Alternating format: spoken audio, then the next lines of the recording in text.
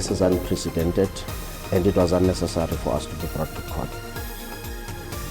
Vandaulo ya vutshutshisi ha lushaka kana NPA va khou hana u bva mulomo uri ndi lini hune vha ḓo fara tshipikara tsha buthano ḽa lushaka vho no Siviwe Mapisa Nqakula.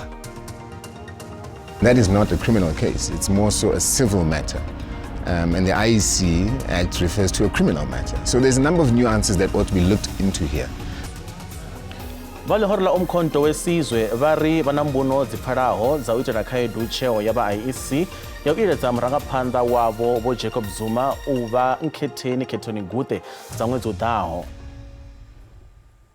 In the next 4 years, we're not going to be there, some of the senior players. So it's a matter of bona. They must get the experience of going to the Olympics so they know how important this game it is. It's a do or die.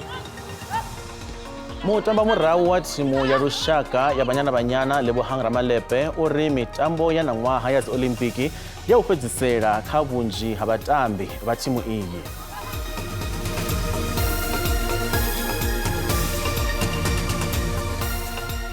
Ndi madekwana nṋe ndi pfi Tshanduko Ligege. Ndi khou vha ṱanganedza kha mafhungo a Tshivenda fani kha SABC 2. Nda dovha hafhu livhuwa swelelwa nga vhone afho hayani nga ri vhe roṱhe. Vandaulo ya vutshutshisi ha lushaka kana NPA vha khou hana u bva mulomo uri ndi lini hune vha ḓo fara tshipikara tsha buthano ḽa lushaka vho no Siviwe Mapisa Nqakula. Izwi ndi nga murahu ha musi khumbelo ya tshihaḓu ya vho Mapisa Nqakula ya u ṱoḓa u thivhela u fariwa havho yo bvisiwa kha mutevhe wa milandu khothe khulwane ya North Gauteng Pretoria. Zwa zwino maṱoṱhe o lavhelesa kha muhasho wa mapholisa uri ndi lini hune ha ḓo dzhiwa tsheo ya u nga fara tshipikara tsha phalamennde vhone Siviwe Mapisa Nqakula kha zwine vha khou humbula uri vha kwamea kha zwiito zwa mulandu wa vhuaḓa. We don't discuss issues of arrests, evidential issues, list of witnesses, investigative processes in the media. But obviously the wheels of justice will now be in motion as you were listening to the judgment, which was well reasoned.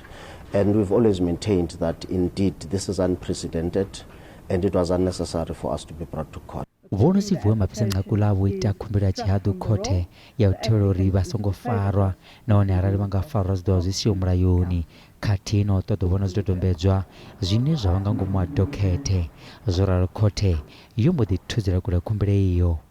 There's not a single fact set out as why to the future arrest will be unlawful, seemingly because there is a weak case made out. Yet the applicant does not know what case has been set out, and this is pure speculation. I can make no finding on such speculation that there will be an unlawful arrest or that there is a weak case. Zoralo khothe yo ita no wanulusa uri khaedu iyi i nga vha na masiandaitwa a si avhuḓi kha sia ḽa mulayo. But more importantly, a court has to take cognizance of the fact that if the court grants such an order, the floodgates will be opened.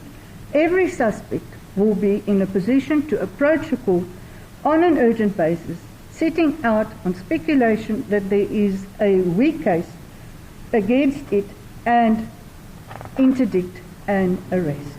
Muhatuli vho fhedza vho khwaṱhisa tshanḓa kha dzulo iḽo. Tshanḓa tsha u thoma tsha muṅwaleli muhulwane wa ḽihoro ḽa ANC vho Nomvula Mokonyane vha ri tshipikara tsha buthano ḽa lushaka vho no Siviwe Mapisa Nqakula vha na pfanelo dza u shumisa nḓila dzifhio na dzifhio malugana na mavharivhari a zwiito zwa vhuaḓa ane vha khou ṱumanywa nao. Fhedzi naho zwo ralo vho Mokonyane vha ri vho Mapisa Nqakula vha tea u tenda tshanḓa tsha mulayo tshi tshi shuma khathihi na maitele a ḽihoro ḽa ANC.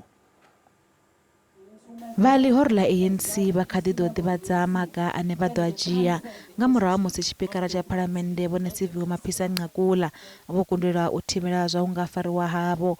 Muthusa muṅwaleli dzhenerala wa ANC vho Nomvula Mokonyane vha ri ḽihoro ḽi kha fulo ḽa u kunga vhakhethi.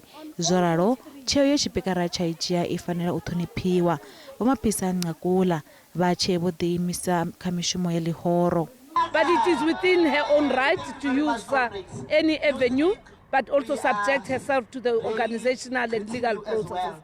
And for now, we do believe that she has never vowed to defy the ANC, and we believe that she will remain that loyal and disciplined member of the ANC. Vho Mokonyane vha ri ḽihoro ḽo ḓiimisela u ḓivusuluza nahone a huna muraḓo ane a vha nṱha ha mulayo. I think we should allow the organizational processes to be the ones that must be respected, including her commitment to cooperate with the ANC. We know that it is only the ANC that has committed itself to organizational renewal, and members of the ANC are subjected to that. Musi vha tshi khou amba kha mushumo wa u elelwa miṅwaha ya rathi ya uri sia halisha kha nḓila ḽa mbofholowo vho Winnie Madikizela Mandela fhaḽa Soweto, vho Mokonyane vho itela khuwelelo vhadzulapo vha Soweto uri vha bve nga vhunzhi vha ḓe vha khethe ḽihoro ḽa ANC. You never turn your back against the ANC, and it is only when there is a dire need for all of us to put on our boats. You would always see Umama, even in her last days, she walked side by side with President Cyril Ramaphosa here in Soweto, mobilizing people to vote for the African National Congress. Vha ḽihoro ḽa ANC vha ri vha khou shuma vho ḓifunga u itela u wana gundo kha khethoguṱe khathihi na vunḓu ḽa Gauteng ḽine ḽa vha tshivhilelani tsha ikonomi.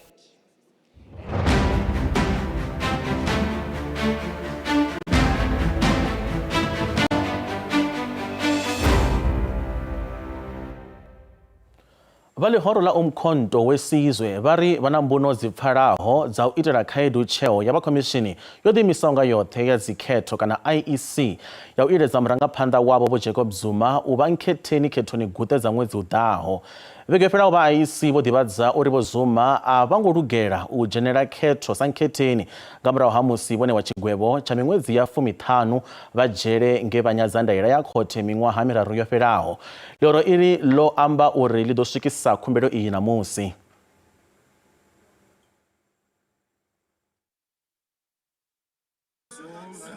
Ḽihoro ḽa MK ḽi na fulufhelo kha u ita khumbelo ya khaṱhululo kha khothe ya zwa khetho zwi tshi ḓa kha tsheo ya u bvisa vho Zuma kha mutevhe wa madzina a miraḓo ḽihoro iḽi.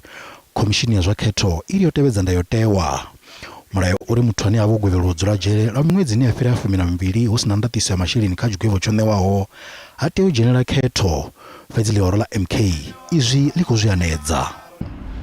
President Zuma was incarcerated by a constitutional court without having been afforded, his constitutional rights to a free trial. So we cannot necessarily label it as a criminal case. All he did was contempt of what would be contempt of court, and that is not a criminal case. It's more so a civil matter. And the IEC Act refers to a criminal matter. So there's a number of nuances that ought to be looked into here and had to be dealt with accordingly by the legal eagles. Vondlela vari komishini ya khetho aingo tevhedza mulayo une wa kwama vho nkhetheni. The Act, the IEC Act, exists off the back of the Constitution. So effectively what that means is they ought to draw any decisions that they make off the back of a court process or a court outcome. Of which in this case we would like to believe, is what is making us raise eyebrows about the IEC's posture. Vondlela vari nawo tsheo yanga vha ifhio kana ifhio fhedzi ḽihoro ḽa MK ḽi ḓo dzhenela dzikhetho dza ṋaṅwaha. Umkhonto wesizwe will participate in these elections. I think that's a very key point to highlight here. And another point I want to highlight is that if you look at the ballot paper, it's not a face that ought to be there, it's an emblem, it's a logo. So there's this notion that, next to the logo you'll have the candidate's face. That's not how it is. There's a logo in the name of the party and, the box at which you would then cast your X. So let's clarify that one first, all right? So is President Zuma going to be on the ballot box? Yes. Is he going to be on the candidate list? From where we're sitting, we're quite confident that that will be the case. Ḽihoro iḽi ḽi khou lavhelelwa u fara mushumo wa u lavhelesa kha zwipikwa zwa malo zwi ḽa ḓiseneka nga khazwo zwine zwa katela mavu na vhurangaphanḓa ha mahosi. Khothe ya dzikhetho i na tshifhinga tsha u swika nga ḽa 9 ḽa Lambamai u khwaṱhisedza tsheo ya khomishini ya zwa khetho. Nga ḽa 10 ḽa Lambamai lushaka lu ḓo kona u ḓivha uri ndi vho nnyi vho nkhetheni vhane vha ḓo imela mahoro avho kha khetho musi IEC i tshi anḓadza mutevhe wa u fhedza. Muhwelwa wa miṅwaha ya 51 ane a khou hweswa mulandu wa u reila o ḽa mavhele khathihi na u sa londa o senga zwiṱuku khothe ya madzhisiṱiraṱa ya Eshowe devhula ha vunḓu ḽa KwaZulu-Natal. Goloi ya Vumbuisani Ntuli ndi yone ya kwamea khomboni ya badani na goloi ya mubuso ya presidente wa kale bo Jacob Zuma begweferao. Bo Zuma na balindi babo boponya basongo hubala. Bo Ntuli wone wa baili ya randa za matana matano. Vavatkedzi kati na mirado ya lihoro la umkhonto wesizwe vodibona dzanga bunji ndakhote eva vachikoimba na dzinyimbo utikedza president wa kale Zuma mohwererwa kha mlandu uyu odibona dzalwa chipinganyana ya nechedzwa baili ya madana matano isongo hanedzwaho nga vuramilayo mambuso valero la MK vunduni la KwaZulu-Natal vari avangofarea zwavhuḓi nga tsheo ya khothe. It's an insult to the South Africans at large. It is an insult, is an attack to the president, Malala, and his life. As we are here today, we are here to give full support, unquestionable. Valoreli vakutoima khalauri khombo iyi yova yotolukiwa.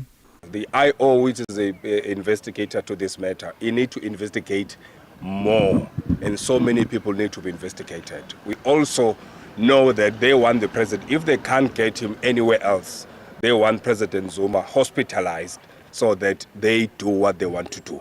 Zichezoraro, Minister Mapolisa Bobekicele, votudzera kule mabaribari auri tsireledzo ya Zuma aingokhwatha.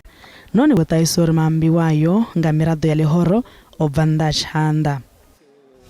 Richibu ya maragani badopfanga ha maswa ane akwama utaruliwa ha vadzulapo bafuina 5 ba Botswana bebalova khomboni ya BC ngei Limpopo begweferao.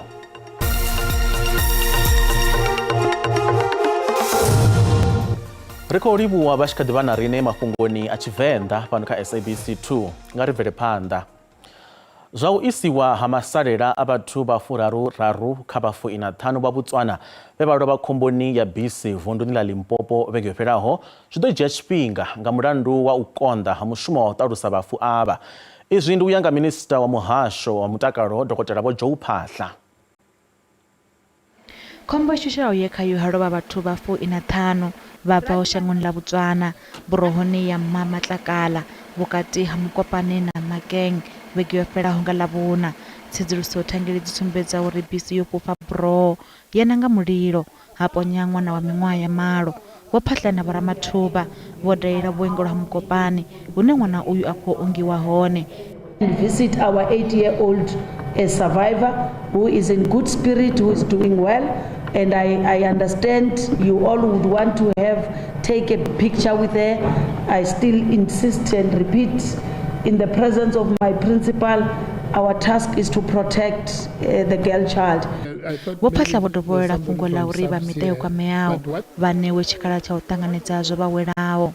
The doctors, the pathologists have done the postmortems on those bodies. So those who already been identified and just waiting those final, legally required formal victim identification, those will be ready to can be repatriated once the postmortems, and some of those have already been done this morning, and the others will be completed later today. Vari zwidodzhia tshifhinga tshilapfu uri vha fhedze zwa u talusa vhafu avo vhe vhaswa u swika vha si tsha ḓivhea. Vhafu ava vha vholi vha kerekeni ya ZCC ya St Agnes kha mafhelo a vhege ya Paseka. Mpfu dza khombo dza badani dzidzhiwa sa thaidzo ya lushaka hune vhathu vha zwigidi vha lovha khomboni dza badani ṅwaṅwe na muṅwe. Kha ndingedzo dza u khwinifhadza tsireledzo dzi badani, vha dzangano la dzithekhisi la Santaco vunduni la Gauteng vho rwela ṱari fulo la hlokomela vha tshi khou shumisana na maṅwe mazhendedzi a mulayo. Zwinzhi nga ramafhungo washu Vhutshilo Muhashwa. Ndi khou livhuwa Tshandu na vhaṱaleli ngeo hayani. Namusi ndi khou amba na vhone ndi fhano Honeydew he muhasho wa vhuendi khathihi na dzibada wa rwela ṱari fulo ḽi vhidzwaho hlokomela ḽine ḽa khou ḓisa tsireledzo kha lushaka. U pfa manzhi nga fulo iḽo ndi khou ḓo fara nyambedzo na muṅwe wa vhathu vha bvaho kha Santaco sa muṅwe wa mufaramikovhe kha fulo iḽo rwelwa ṱari ṋamusi vhane vha vha vho Azhwenewi Tshigabe. Vho Tshigabe ndi khou tama vha ṱanganedza kha mafhungo a Tshivenda, muthu a nga tama u ḓivha tsho tou thoma uri hlokomela ndi fulo-ḓe. Ndi mini hlokomela? Nahone tshipikwa hafha ndi tshifhio? Hlokomela ndi fulo la vhuendi ha badani line ḽo rangwa phanḓa nga Santaco line ku vona uri nḓilani hafha noni hu safe than u sokou pfa statistics zwi tshi bva kha mihasho uri dzikhombo dzi badani dzi taxi dzo ita zwifhio na zwifhio fhedzi riṋe ri sa zwingo zwi vhona nga riṋe maṋa so ri vha ri khou thusana na muhasho wa vhuendedzi fhano province ya Gauteng u vhona uri zwithu khou tshimbila nga nḓila. Ṅwaha nga ṅwaha wa tou sedza ri ḓivha na mafulo o raliho musi hu sathu swika maḓuvha a paseka sa yone khalaṅwaha ine ra ludzesa matshilo a vhathu mara zwa zwino ndi khou ḓo ḓivha uri ndi tshifhio tshiswa tshine ḽinoni fulo ḽa ṋaṅwaha ḽa khou ḓisa tsho no fhungudza dzimpfu dzi badani kha khalaṅwaha ya paseka nga maanḓa. A ri ngo kona u vha na khombo na nthihi fhano Gauteng ro kona u ṱhogomela vhuendi ha vhoriṋe ro kona u ṱhogomela zwithu zwa vhoriṋe na vhoḓiraiva vha vhoriṋe vha khou tshimbila zwavhuḓi nga mulandu uri heḽi fulo ndi kale ro ḽi thoma so ḽi khou thoma uri sumbedza uri ḽi khou ya gai. Ndi ifhio tsivhudzo na nga ṋewa madavhi a Santaco kha maṅwe mavunḓu uri vha ite u fana na vheiwe? Tshihuluhulu ndi sa pikisana, tshihuluhulu ndi tikedzana arali muhasho wa vhuendedzi u tshi khou tikedzana na vho Santaco hanengei Limpopo kana KZN zwithu zwi a tshimbila dzi stakeholders dzi bannga dzi insurance companies ndi zwine vhane vha involve musi ri tshi ita ṱhogomela ya vhoriṋe ri nga si zwanedza uri ri dzula ri khou sumbuwa nga minwe mara fhedzi arali u nga sedza uri ṋaṅwaha fhano Gauteng riṋe a ri na khombo ya dzi thekhisi kana dzi basi fhedzi khombo dza dzi private cars ndi nnzhi vhukuma so zwi vha ri khou sumbedza uri huṅwe ri ḓo vha ri khou sumbuwa nga minwe ri songo khakha yone ḓi tou vha ndzulelo. Ndi khou pfa hafho vha tshi khou amba uri a si vheiwe fhedzisa vho radzithekhisi ndi ifhio tsivhudzo na khou ṋea vhathu vho reila dzi goloi dzo fhambananaho dza private u ya ngo fhambana uri hu songo tsha vha na dzikhombo dzine ra dzulela u ṱangana nadzo nga khalaṅwaha ya paseka nga maanḓa? A huna tshithu tsho no fhira u fhirisa u tsheka goloi yawu musi sathu takuwa tshiendedzi tshawu tshi tsheke musi sathu takuwa a huna tshithu tsho no fhira tshenetsho na iwe muṋe wa ḓipfa uri u ḓo kona na u swika hune wa khou ya hone arali wo neta wa wela. Aiwa ndo livhuwa nga maanḓa avho ndi vho a zwene Sigabe vhane vha bva kha Santaco vhane vha khou sumbedzisa uri ndi mutingati uri kone u swikelela zwine ra khou ṱoḓa u swikelela zwone tsha ndeme ndi mutingati. Nṋe ndi Vhutshilo muhasho Mafhungo SABC Honeydew. Zwazwino ri vha ḓisela mafhungo a zwa ikonomi hune randa ya vhonala yo dzika musi i tshi vhambedzwa na maṅwe masheleni mahulwane a ḽifhasi. Dollar rand 18.77, bondo 23.57, euro 20.20, pole ya Botswana 1.36. Mikovha la JSE i fhasi. Kha zwibveledzwa musuku ndi $2,261, platinum ndi $923, oil songo nakiswaho $88.50 nga fagi.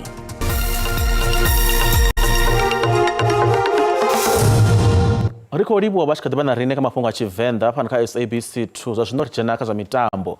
Mutamba murahu wa thimu ya lushaka ya Banyana Banyana Lebohang Ramalepe uri mitambo ya ṅwaha ya dzi Olimpiki ine ya ḓo tambelwa ḓoroboni ya Paris ndi tshikhala tsha u fhedzisela tsha vhanzhi kana tsha vhunzhi ha vhatambi vhahulwane vha thimu iyo uri vha ḓiwane vha tshi khou tamba mitamboni ya dzi Olimpiki. Banyana Banyana vha khou ḓo tamba na Nigeria mitamboni mivhili ya u lwela u swikelela mitambo iyi. Ndi zwone tournament ya vundu la Limpopo zwikwama mutambo wa zwa golf une ndi mutambo une wa vha mutambo une wa ḓivha ḽifhasi ḽoṱhe nahone une kanzhi u tambiwa nga vhathu vhane vha ḓikonaho vhukuma. Honeha tournament yeneyi yo dzudzanyiwa nga vhazhendedzi ḽa zwa vhuendela mashango vunḓuni ḽa Limpopo ine i ḓovha tournament ine ya itiwa nga miṅwaha uno ṅwaha ndi ṅwaha wa vhuṱanu na vhuthihi i tournament i tshi khou tambiwa hone i ḓisa vhathu vhanzhi kana i kunga vhatambi vha mutambo wa golf u bva ḽifhasini ḽoṱhe nga u tou angaredza ri tshi khou amba na ṅwaha ri na mutambi ane a vhudzwa pfhi ndi Robson Chinoy a bvaho nga hafha seli kha ḽa Zimbabwe ri a muḓivha zwa uri u ḓivhea sene muṅwe wa vhatambi vha khwine dzhangoni ḽa Afrika ri tshi ḓa kha mafhungo haya a golf. Honeha ri na mutambi wa ḽino shango ḽa Afrika Tshipembe Ryan van Velzen nane ri a muḓivha zwa uri ndi mutambi ane a ḓivhiwa ḽifhasi ḽoṱhe nga u angaredza. Fhedziha musi ro lavhelesa tournament yeneyi nṋe tournament ine ya ḓisa zwinzhi tshi ḓa kha sia ḽa ikonomi ri ḓo zwi ḓivha zwa uri vunḓu ḽa Limpopo zwa vhuendela mashango ndi zwiṅwe zwa zwithu zwine zwa ḓisa ikonomi kana zwa alusa ikonomi ya vunḓu nga u tou angaredza hune hanefha ri wana uri vhathu vhanzhi vha tshi ḓa vha vha khou ḓisa masheleni. Honeha hu na vhathu vha vhutsila vhane vha ita zwithu zwavho nga zwanḓa zwavho zwo fhambanaho zwine vha ḓi ḓa hanefha vha zwi ṱana arali vha zwi khou rengiwa zwa rengiwa lune zwi vha zwi khou kwama ikonomi nga nḓila yavhuḓi nga maanḓa. Fhedziha na musi ndi ḓuvha line u tou vha mvula tshinga vhunga tournament i khou thoma lwa tshiofisi nga ḽavhuṋa hune na musi u khou tamba vhatambi vha golf vhane vha ḓivhea sa nda vha amba na vhane vha khou tou tamba lwo bvisa vhuludu na u ḓimvumvusa vhane vha ḓa vha tshi khou tamba hoṱhe hu itela nḓowenḓowe ya uri musi tournament i tshi thoma zwithu zwi vha zwi khou tshimbila nga ngona. Tournament i ḓo thoma nga ḽavhuṋa ya khunyela nga Swondaha. Pfarelo kha muvhigo usiwona ro vhaḓisela muvhigo wa mutambo wa golf kana ndi thonamende ine ya ḓo bvelela vunḓu ḽa Limpopo nga Ḽavhuna. Zwa zwino rumela kha muvhigo wa Banyana Banyana. Timu ya lushaka Banyana Banyana ino ḓi swika fhaḽa kha Nigeria Abuja hune ya khou ḓo tamba na timu ya lushaka Nigeria. Mashango ya mavhili a ḓo tamba mutambo wa nṱha mbili hune luṱa luvhili lwa ḓo tambela fhaḽa Loftus Fairfield nga Ḽavhuvhili vhege i ḓaho. Mugudisi wa Taswe Alice vho dzudzanya tshigwada tsha vhatambi vho khwaṱhaho vhukuma. This game is important because Rena, remember, in the next 4 years we're not going to be there, some of the senior players. So it's a matter of bona, they must get the experience of going to the Olympics so they know how important this game it is. It's a do or die. Miraḓo swikaho ya 43 vho tendelwa u dzhenelela, fhedzi miraḓo ya mashango a 25 vho dzhenela mushumo wa Mamvate Mahola.